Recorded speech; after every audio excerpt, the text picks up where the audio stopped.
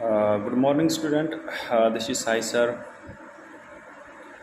Today, our second chapter, class 7th, sorry, class 8th.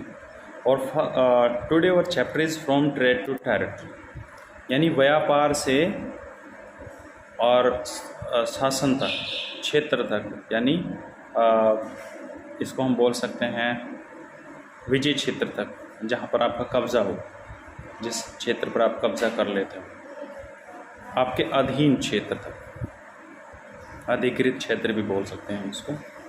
तो बेटा देखिए, वो कह रहे हैं Aurangzeb was the last of the powerful Mughal rulers. Aurangzeb जो था वो मुग़ल साम्राज्य का अंतिम पावरफुल शासक था।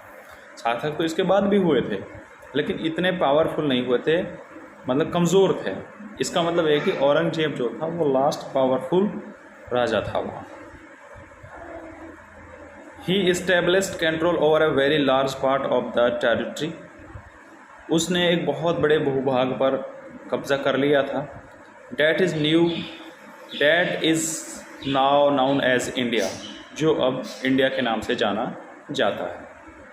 आफ्टर हिज डेथ इन 1707 में उसकी मृत्यु के बाद many Mughal governor, subedar and big zamindar began asserting their authority and established regional kingdoms. वो करा उसकी मृत्यु के बाद बहुत सारे जमींदार, जो सूबेदार था, उन्होंने अपने आप को मजबूत करना शुरू कर दिया और अपने आप को इंडिपेंडेंस घोषित कर दिया, और उन्होंने छोटे छोटे राज्य इस्टेब्लिश कर दिए। As a powerful regional kingdom emerge in various part of India. एक मजबूत बड़ा पावरफुल जो राज्य था वो अब छोटे छोटे पार्ट्सों में बट गया, उभर कर आ गया। Delhi could not longer function as an effective centre. Delhi जो थी वो अब एक इफेक्टिव बोल सकते हैं हम, अब वो एक ऐसी प्रभावशील राजधानी नहीं रह सकी। जैसे हम कह सकते हैं कि एक सेंटर नहीं था पावरफुल, जहाँ से बैठकर सबको कंट्रोल किया जा सकता था।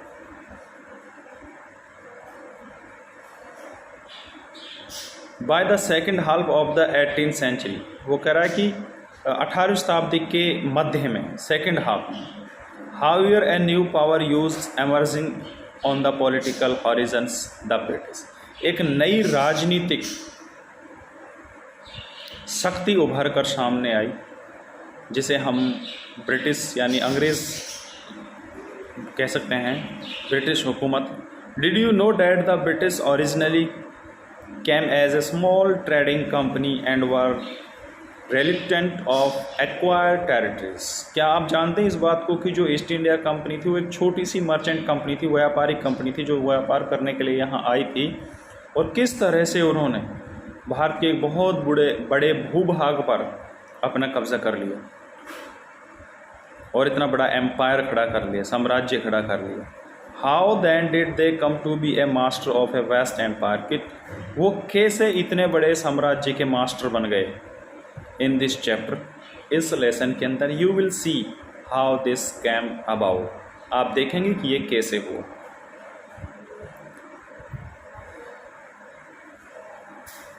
East India Company comes east.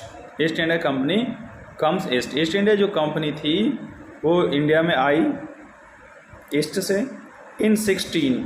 वो कह रहा कि 1600 में the East India companies acquired A charter from the ruler of England queen Elizabeth first. 1600 में इस कंपनी ने इंग्लैंड की महारानी एलिजाबेथ फर्स्ट से यहाँ व्यापार करने की परमिशन ली, एक चार्ट प्राप्त कर लिया।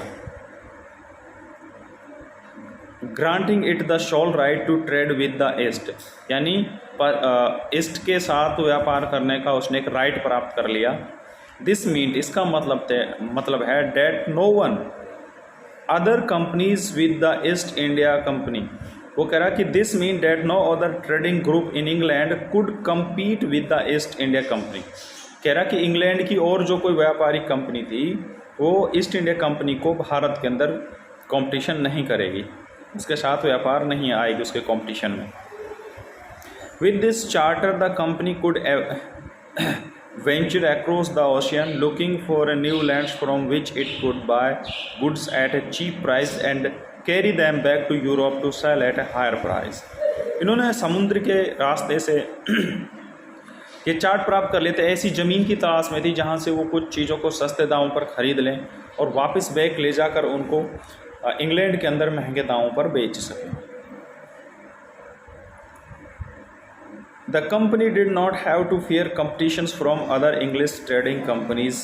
कंपनी को दूसरी अंग्रेज़ की कंपनियों से कोई कंपटीशन करने का डर तो था ही नहीं उनको। Mercantiles trading company in those days made a profit primarily by excluding competition so that they could buy cheap and sell dear। वो कह रहा मर्चेंटाइल्स ट्रेडिंग कंपनी जो थी उन दिनों बहुत ज़्यादा, उनका जो मकसद था वो मुख्य मकसद प्रॉफिट कमाने का था। वो सस्ते दामों पर चीज़ों को लेते थे और उन्हीं चीज़ों को महंगे दामों पर बेचते थे।